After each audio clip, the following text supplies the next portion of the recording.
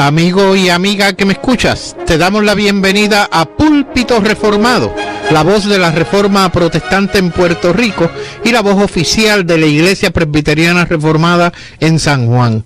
Te habla el diácono Ángel Carrasquillo y te invitamos a que en la próxima hora nos acompañes para que oigas palabra de Dios. Busca tu Biblia, la palabra de Dios, la palabra que no se equivoca, la palabra que no vuelve atrás vacía, esa palabra que es como espada de dos filos, la espada del Espíritu que llega a lo más profundo del ser humano por el poder del Espíritu Santo. Sí, quédate con nosotros para que aprendas de esa palabra que no se equivoca, de esa palabra que es eterna. Hermanos, esta noche tendremos el tema oración versus disciplina. Y voy a estar explicando ya mismo porque parecen dos temas totalmente opuestos, uno por el norte y otro por el sur, pero el tema de hoy es oración versus disciplina, lo vamos a ver en la interpretación que damos a un pasaje. Me acompaña mi hermano en Cristo, un amigo, y él es un anciano de la congregación, el hermano Peter Weaver. En esta noche Dios les bendiga a todos rica y abundantemente. Amén. Y te invitamos a que busques tu Biblia, la palabra de Dios, y busca el pasaje en Mateo 18, del 19 al 20. Mateo 18, 19 al 20, y el hermano Peter Weaver hace lectura de la palabra. Otra vez os digo que si dos de vosotros se pusieren de acuerdo en la tierra acerca de cualquiera cosa que pidieren, les será hecho por mi Padre que está en los cielos, porque donde están dos o tres congregados en mi nombre, allí estoy yo en medio de ellos. Amén. Recientemente, hermanos, me llegó un comunicado de un escrito, y específicamente el mismo pues hablaba de ese pasaje, Mateo 18, 19 al 20, y el autor comienza, de hecho es de estos escritos que no tienen, es como si fuera una línea editorial, o sea que lo hacen un grupo de pastores o autores que específicamente no mencionan al responsable del mismo, ¿no? Entonces dice en su primera oración: debo confesar que francamente este versículo me incomoda, contiene declaraciones que no cuadran con mi interpretación del Evangelio ni tampoco con lo que he visto dentro de la iglesia, y comienza a desmenuzar el pasaje según fue leído por nuestro hermano Peter Weaver, y llega a dos conclusiones en términos generales relacionadas al pasaje, que es lo que le resulta incómodo, ¿no? del mismo. Uno, en el pasaje se acuerda o se dice que cualquiera cosa que le pidan le será hecho por mi Padre que está en los cielos. Y él dice, realmente él se pregunta, se cuestiona de por sí, ¿tenemos ese poder para cambiar lo que ha sido establecido por Dios? ¿Tenemos ese poder para cambiarlo? Desde esa perspectiva, él se cuestiona varias cosas. ¿Acaso Cristo se refería a que el Padre actuaría conforme a lo que nosotros acordamos en la tierra? Es una pregunta que él se hace. ¿Cómo puede ser esto? ¿De verdad que el Padre está dispuesto a hacer lo que le pidamos? De hecho, lo único a ese respecto en este momento, pues se me ocurre citar a Lutero, que Lutero en algún momento de su vida pues comentó que la oración en particular era uno de los mecanismos o de las formas que nosotros tenemos para descubrir la voluntad de Dios. Claro. Y en ese sentido pues nos deja como respecto a este pasaje en particular, nos deja como medio en el aire. Eso por un lado. La segunda aseveración que él hace respecto a esto es refiriéndose en particular a que si el hermano Peter y yo, tomándolo a él como ejemplo, ¿no? Nos ponemos de acuerdo, pero entonces él pregunta, pero ¿por qué existen tantas denominaciones, tantas iglesias diferentes unas de otras? Y es porque el ser humano no se ha logrado poner de acuerdo básicamente en nada relacionado a la religión o a Dios, en muchas cosas. De manera que para que usted esté de acuerdo con alguien, por ejemplo, quizás por poner un ejemplo de nosotros mismos, pues usted tendría que estar en la Iglesia Presbiteriana Reformada Ortodoxa, la OPC, y en particular ahí estaríamos básicamente en términos doctrinales de acuerdo. Es parte de la naturaleza humana nuestra el hecho de que se produzca un proceso de atomización, o sea, pues de que teniendo opiniones divergentes, entonces se produce un proceso de separación. Exacto, que es lo que está ocurriendo actualmente. Sí, o sea, que es lo que ha ocurrido a lo largo de los siglos y que continúa hoy en día también aconteciendo. Exacto. Claro está. Estas dos vertientes que el hermano está estableciendo en su escrito, pues en cierta medida tienen sentido si partimos de la premisa, que es lo que yo entiendo al leer el artículo completo, pues él está aplicando este versículo directamente a las cosas que nosotros, o por las cuales el pueblo puede estar orando. De hecho, yo he estado en situaciones donde me han dicho, pues vamos a aprovechar que el Señor dice en su palabra que donde 2 o 3 de nosotros nos reunamos, Cristo va a estar aquí en el medio de nosotros y podemos orar para que el Señor nos conceda. Siguiendo la línea de pensamiento que el hermano Ángel nos acaba de traer ahora, realmente pues tenemos que aclarar algo que es sumamente importante, y es el hecho de que en ocasiones pues nosotros pensamos que si 2 o 3 de nosotros nos ponemos entonces de acuerdo en algo, en algún tipo de petición de oración, automáticamente Dios está entonces obligado a cumplir nuestros designios. Y siempre se corre el grave riesgo de que nosotros convirtamos la oración en una varita mágica, ¿no?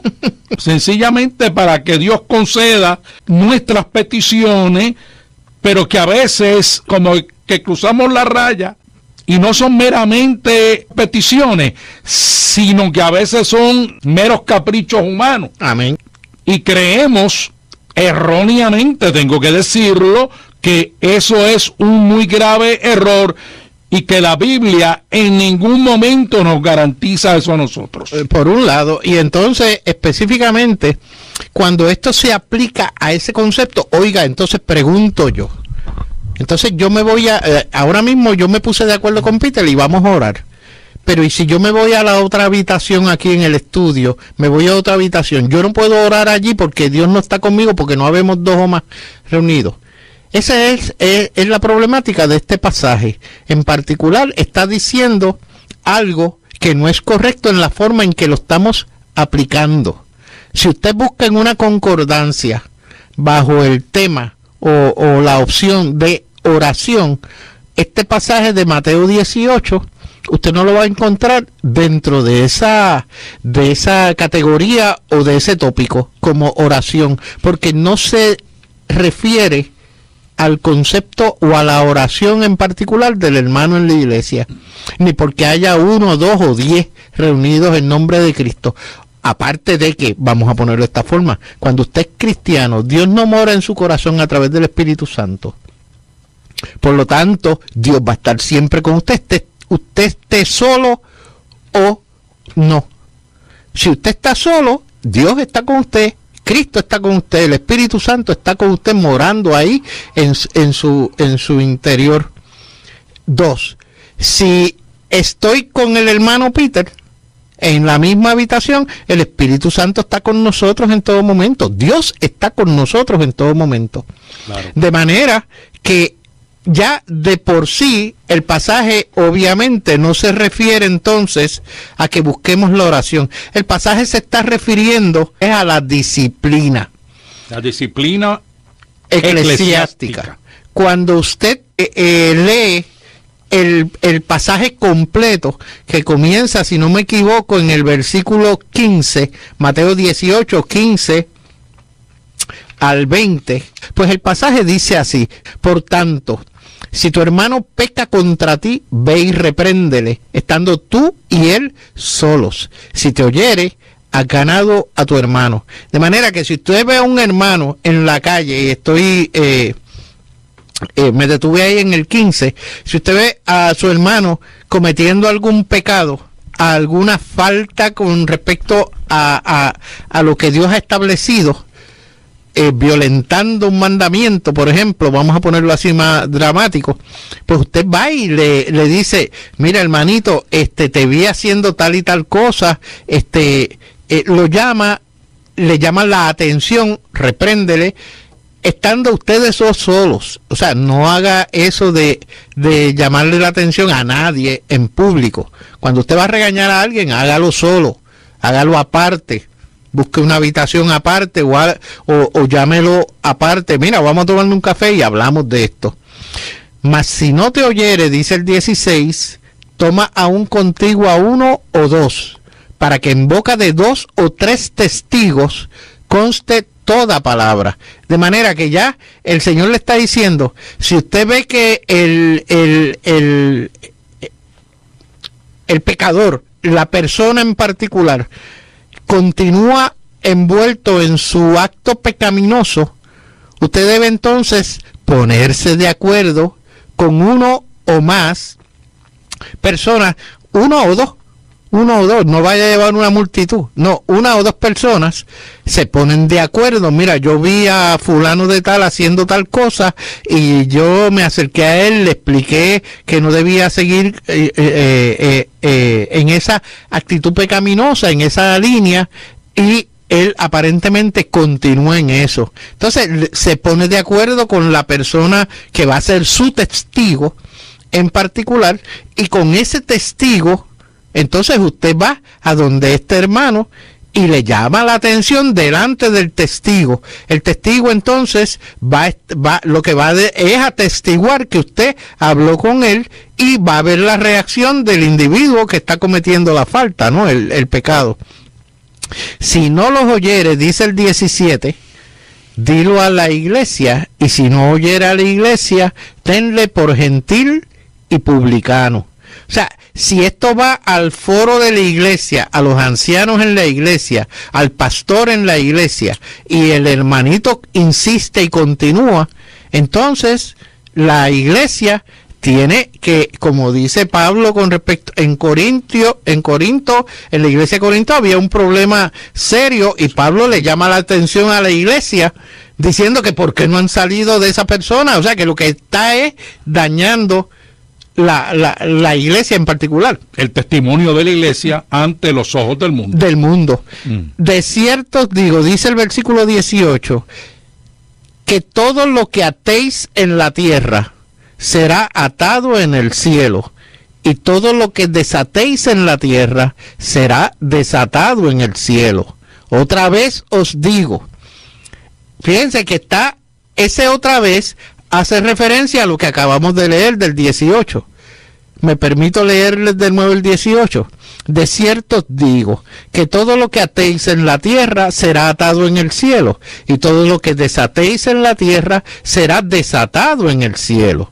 Otra vez os digo, dice el 19, que si 2 de vosotros se pusieren de acuerdo en la tierra acerca de cualquier cosa que pidieren, en términos de lo que estamos hablando, en términos de corrección, de que esa persona pueda volver al redil en una forma y que no haya que extraerlo o sacarlo, todo lo que cosa que pidieren, les será hecho por mi Padre que está en los cielos, porque donde están 2 o 3 congregados en mi nombre, allí estoy yo en medio de ellos. Definitivamente el pasaje, y así lo hace constatar las concordancias que hemos tenido en nuestras manos en algún momento, el pasaje está dirigido al concepto de la disciplina. Si usted es cristiano y tiene el Espíritu Santo en su ser, como una persona cristiana, oiga, Dios va a estar presente siempre con usted. Usted puede estar solo o con un hermano o Dios o 10 o en la congregación. Siempre Cristo va a estar ahí con ustedes. A través del Espíritu Santo, Dios, la tercera persona de la Trinidad, va a estar presente en todo momento. En todo momento va a estar presente con nosotros. Este pasaje, hermanos, muchas veces lo sacamos de contexto, lo sacamos ¿cómo es? De lo que realmente significa, cuando pues queremos justificar una acción, como darle mayor validez, pero la Biblia, como yo les dije en algún momento, la Biblia se interpreta a sí misma. La Biblia, usted no pretenda sacarle más allá de lo que dice, porque aquí está más que explícito todo lo que significa ese versículo 20 respecto a lo que se mencionó anteriormente, lo que viene corriendo dentro del pasaje. El pasaje viene corriendo acerca y dándole a ustedes instrucciones de cómo ejercer la disciplina. Esos son otros 20 pesos en ese sentido de que no vamos a entrar en el detalle que si sacar a una persona de la iglesia, excomulgarlo como dicen, porque cometió una falta. No, mire, por eso es que tiene que ir al foro de la iglesia, porque es la iglesia en su seno, a través del pastor, los ancianos, los oficiales de la iglesia, los que habrán de ejercer esa capacidad de disciplinar al hermano. No necesariamente tiene que ser sacado fuera, sencillamente una acción disciplinaria en el sentido de que pues no vas a hacer tal cosa, no puedes participar en unas actividades como oficial, si es que era un oficial de la iglesia, o no puedes participar de tal cosa, y esas restricciones deben ser el estímulo suficiente para que el hermano abandone su actitud pecaminosa y vuelva al redil. Y siguiendo la línea de la muy buena explicación que el hermano Ángel amén, gloria a Dios, hasta el momento nos ha traído, básicamente lo que hace nuestro Señor Jesucristo aquí es estableciendo las bases de el procedimiento que la iglesia debe llevar a cabo, tiene que llevar a cabo para lidiar con el asunto de las relaciones entre los miembros de la iglesia, porque mis amados hermanos, como dijo Jesucristo, imposible es que no vengan los tropiezos. Siempre pues habrá diferencias, siempre existirán problemas entre hermanos en la fe. Amén. O sea, porque debemos recordar que todavía no estamos glorificados, todavía en nosotros está morando la naturaleza caída, ¿verdad? Es debido a esto que Cristo nos ofrece las, diríamos, instrucciones de cómo tratar en estos casos. Pero lo cierto es que no se trata de el poder de la oración, como muchos dicen. En todo caso sería el poder de el Dios que oye la oración en todo caso, sino que se trata de el procedimiento disciplinario a seguir. Ese es el justo contexto de este pasaje. De hecho, tan es así que Pedro se acerca y le dice a Cristo: Señor, ¿cuántas veces perdonaré a mi hermano que peque contra mí? Hasta 7. Jesús le dijo: no te digo hasta 7, sino aún hasta 70 veces 7.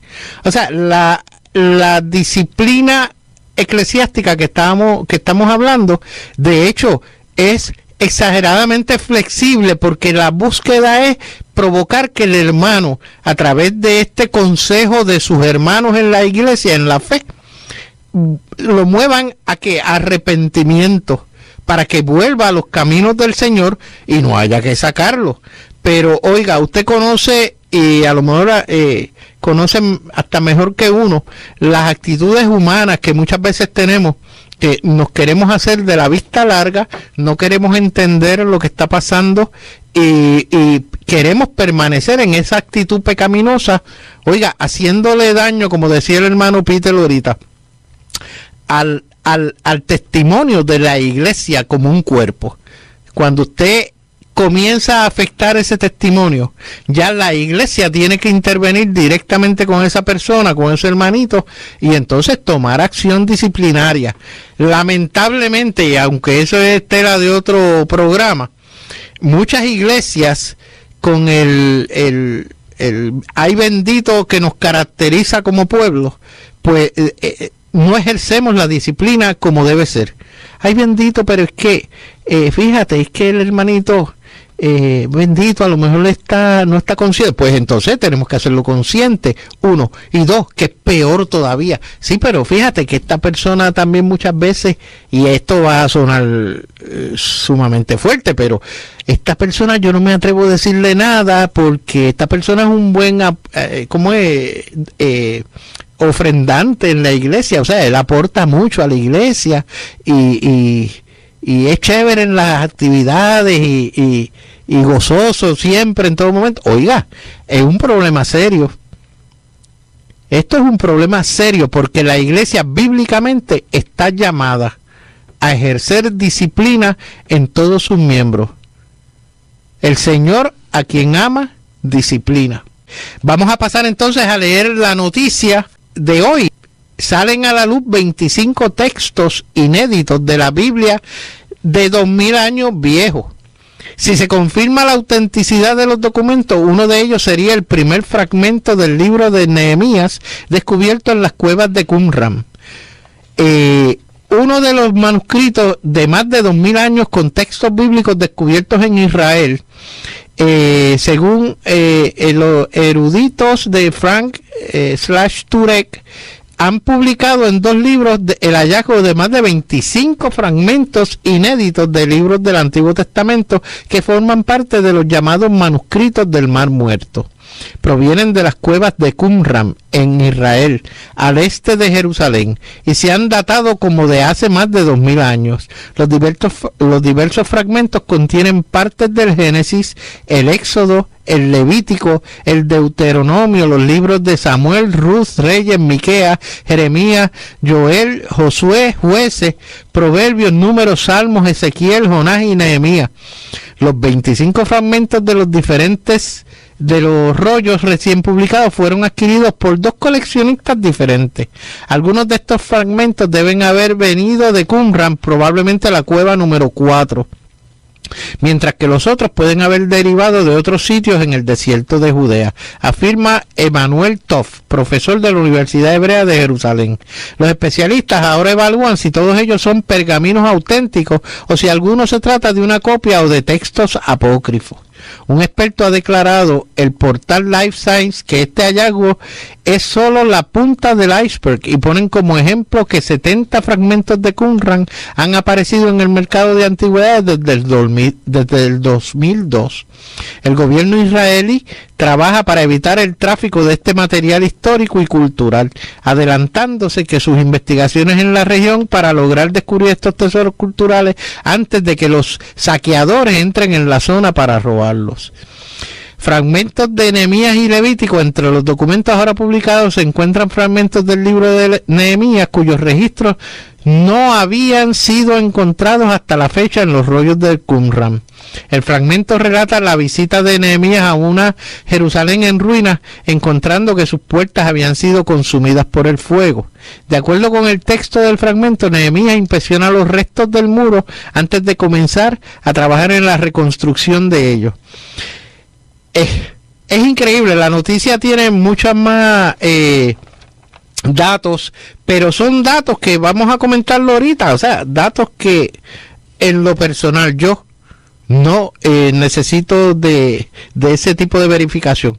Oiga, esto de los datos históricos y los hallazgos arqueológicos que se siguen encontrando en las cuevas de Qumran, allá lo que le llaman los manuscritos del Mar Muerto, específicamente sí, son verificación de que lo que dice la palabra pues es verdad, está escrito y fue escrito para esa época en que se están fechando o le ponen el dato de cuándo se hizo el manuscrito con los distintos estudios que ellos conocen y demás. Yo les mencionaba, pues eso es para que un pueblo incrédulo no pueda tener opiniones distintas, porque esto prueba que la Biblia es real, es verídica. Una de las cosas que siempre me ha llamado la atención es que dentro de esos manuscritos, uno de los manuscritos que apareció fue el del libro de Isaías. Y el dato que a mí me llegó en particular es que el libro de Isaías, de ese texto que aparece, está casi idéntico palabra por palabra de lo que nosotros tenemos hoy día. Obviamente, más allá... o sea, no hay cambio doctrinal en el sentido de que diga que esto es verde y aquello es azul, no. El manuscrito guarda perfecta consonancia o referencia con respecto a lo que tenemos hoy día, de manera que el Señor ha provisto los medios, los mecanismos para que su palabra no sea adulterada. En ese sentido, pues, tenemos una palabra que es verdadera. Específicamente ahora pues pasamos con Pablo López de Guaynabo, quien nos hace una pregunta. Dice Mateo 5:32, ¿por qué el Señor menciona fornicación en vez de adulterio? En este pasaje, básicamente Jesucristo, en su Sermón del Monte, está tratando con una problemática que existía en su época. En la época que él estaba ejerciendo su ministerio terrenal. Y entonces, esta situación era la siguiente. Era que dentro de la enseñanza de los escribas y doctores de la ley de la época, el divorcio básicamente era tratado como algo sumamente liviano, muy liviano, al punto que dentro de la enseñanza de los ancianos y de los escribas, se permitía hasta por una comida salada, hermano. Hasta por una comida salada se permitía que el varón entonces se sintiese como un agravio eso, y entonces fuese a donde los sacerdotes para solicitar una carta de divorcio. Pero entonces Cristo ahora trae de nuevo el caso de el divorcio a sus orígenes, a su verdadero trato. Y entonces nos dice Cristo en el verso que leyó nuestro hermano Ángel, en Mateo 5:32, él está diciendo que a no ser por causa de fornicación, y en ese caso fornicación es un vocablo griego en el original que es el vocablo porneia, porneia, que es de donde se deriva hoy en día en el castellano que nosotros hablamos, ¿verdad? La palabra pornografía. O sea que lo que quiere decir en términos genéricos es impureza sexual de cualquier tipo, de cualquier índole. Exacto. De cualquier índole que usted pueda imaginar. O sea, mis amados, que básicamente lo que Cristo está diciendo es entonces que no por cualquier causa es razón para un divorcio, sino que tiene que mediar impureza sexual. Amén. Hay otra preguntita que voy a ir inmediatamente. Usted, Miguel Ángel Madera de Guayama, nos dice, ¿usted está diciendo que hay error en la palabra o que el hombre se equivoca al interpretarla? Precisamente eso, que el hombre se equivoca al aplicar esa palabra, que la aplica al concepto de oración, donde usted no necesita, porque ya hemos dicho que el Espíritu Santo está, Dios mismo está con nosotros, de manera que no necesitamos que el hermano venga o que nos reunamos 5 o 10 personas, no. El Espíritu Santo está con cada uno de nosotros y podemos orar individualmente. Lo que pasa es que se saca de contexto cuando es un pasaje que aplica solamente a la disciplina o está llamado a la disciplina, no al concepto de oración. Por lo tanto, así como este pasaje que estamos discutiendo hoy, en particular en Mateo 18, del 15 al 20, para ser exacto, donde se nos explica lo que es la disciplina y nos da ese último detalle, porque donde están 2 o 3 congregados en mi nombre, allí estoy yo en medio de ellos. Oiga, es una verdad bíblica. O sea, Dios va a estar siempre con nosotros como pueblo de Dios, reunido con nosotros. Por eso es que nosotros inclusive en nuestra iglesia no invocamos. Como usted invoca lo que está presente, usted invoca lo que no está presente. Si Dios no estuviera presente, usted invoca su presencia. Señor, te invocamos, te pedimos que estés aquí. Pero Dios está siempre con nosotros. ¿Por qué usted lo va a invocar? Así es. ¿Por qué razón? O sea, no tiene razón para invocarlo, porque ya Él está ahí. Hay otro pasaje que es el Hechos de los Apóstoles, el capítulo 16, los versículos del 11 al 40. Me voy a permitir, pues, parafrasearlo. A Pablo lo apresan, lo ponen preso en una cárcel y le dicen al carcelero que lo ponga, que es un preso que no se debe fugar, que hay que estar cuidándolo y asegurando que no se vaya a escapar. Entonces el carcelero lo pone en lo más profundo del calabozo, de allá adentro, lo más profundo y lejano desde donde él está. Y esa noche, pues, parafraseando el pasaje, obviamente, esto tiene muchos más detalles, le invito a que lo busque, Hechos de los Apóstoles 16, los versículos del 11 al 40. En particular, entonces, ellos comienzan a cantar y están lo más alegres allá en su calabozo, en su celda, pero entonces ocurre un temblor. Cuando ya el carcelero está dormido y todos se supone que estén durmiendo, pues ocurre un temblor y todas las puertas de las distintas celdas se abren. Y entonces el carcelero despierta azorado, ¿no? Como decimos en el campo, y dice, wow, se me escaparon los presos, y saca su espada para suicidarse, para matarse, porque una de las condiciones, pues, de ese entonces era que si se le escapaba el preso, lo iban a justiciar a él. Y desde allá adentro, hermano, y esta es la parte que más me gusta, desde allá adentro, Pablo le dice al carcelero que no se mate, que no se quite la vida, que no se quite la vida, porque están allá, están en la celda todavía, ellos no escaparon. La pregunta es cómo Pablo lo sabe, a no ser que haya sido por revelación. Se entera porque el Espíritu Santo le notifica a Pablo, le dice a Pablo, ojo, el carcelero se va a justiciar, deténlo. Lo estoy parafraseando esto, pero es lo que el pasaje nos explica. Pablo está allá abajo, encarcelado, el carcelero está acá arriba, se va a justiciar. ¿Cómo Pablo lo sabe? Lo único que me resta es pensar que el Espíritu Santo le avisó a Pablo que no lo hiciera. ¿Y qué pasa entonces? El carcelero baja y cuando ve que todo el mundo está allí, ¿qué debo hacer para ser salvo? Y Pablo le dice, en otras palabras, que tanto él como su casa serán salvos. Y eso, una vez alguien me detuvo y me dijo, ve acá, tu iglesia es de esas que piensan que la salvación es individual, porque la Biblia dice que tú y tu casa serán salvos. Pero si seguimos leyendo el pasaje, dice en el versículo 31, ellos dijeron, cree en el Señor Jesucristo y serás salvo tú y tu casa.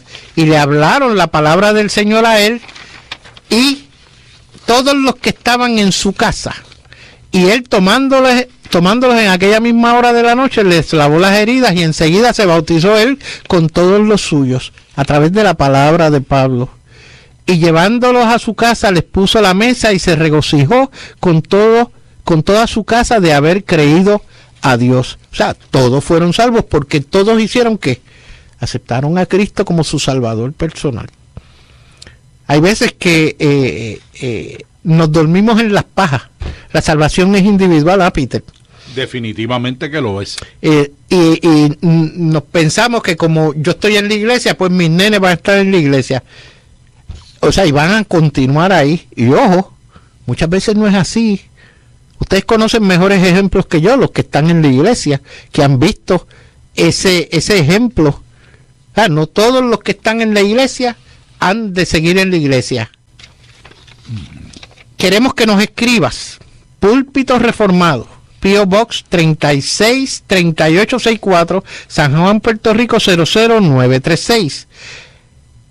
Visita nuestra página de internet presbiterianareformada.org. En la misma encontrarás una excelente colección de sermones expositivos de la palabra de Dios. Amiga y amigo que me escuchas, nuevamente el próximo sábado a la misma hora escucha Púlpito Reformado, la voz de la Reforma Protestante en Puerto Rico. Que Dios esté contigo y tu familia en todo momento y te provea todo aquello que ha decidido para tu vida. En el nombre de Jesús, amén y amén.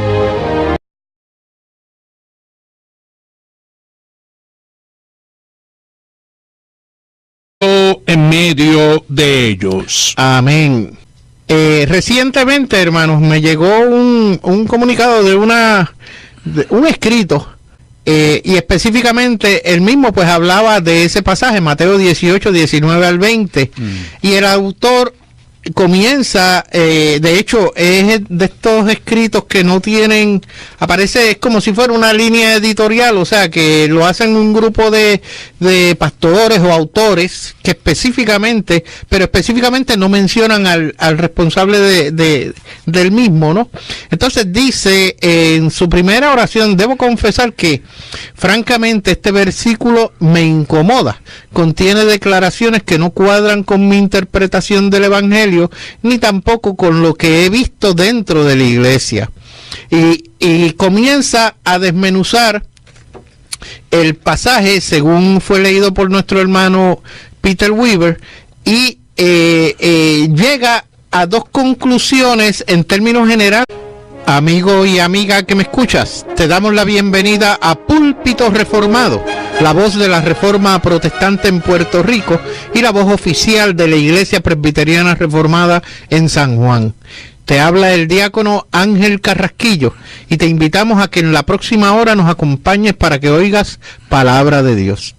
Busca tu Biblia, la palabra de Dios, la palabra que no se equivoca, la palabra que no vuelve atrás vacía, esa palabra que es como espada de dos filos, la espada del Espíritu que llega a lo más profundo del ser humano por el poder del Espíritu Santo. Sí, quédate con nosotros para que aprendas de esa palabra que no se equivoca, de esa palabra que es eterna.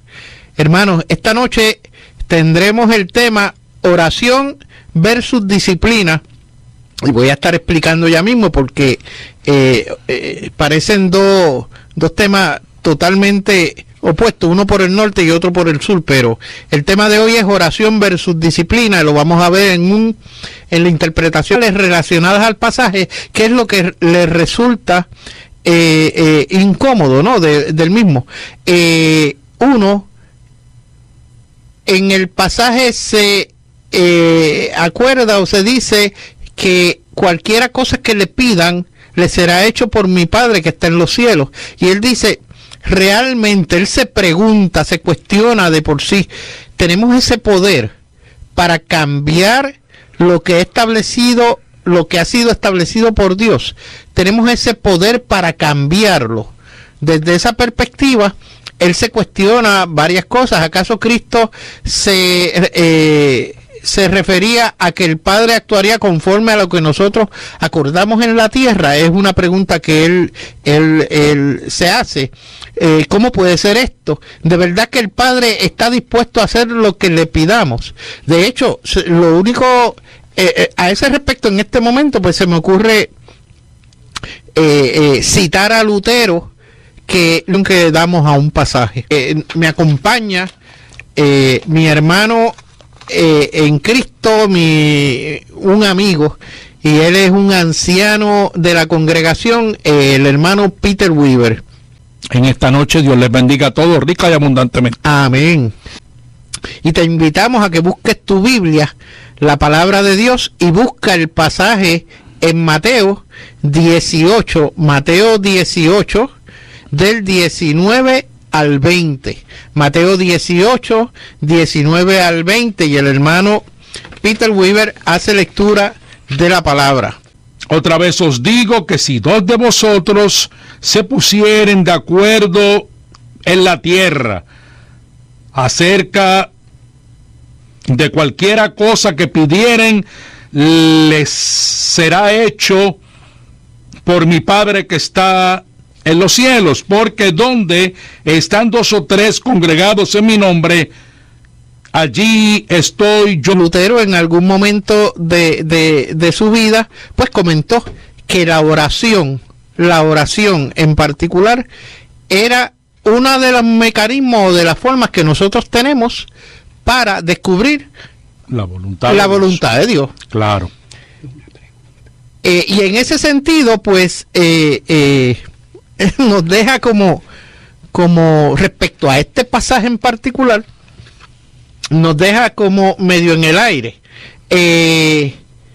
Eso por un lado. La segunda aseveración que él hace respecto a esto es refiriéndose en particular a que si el hermano Peter y yo, tomándolo a él como ejemplo, ¿no? Nos ponemos de acuerdo, pero entonces él pregunta, pero ¿por qué existen tantas denominaciones, tantas iglesias diferentes unas de otras? Y es porque el ser humano no se ha logrado poner de acuerdo básicamente en nada relacionado a la religión o a Dios.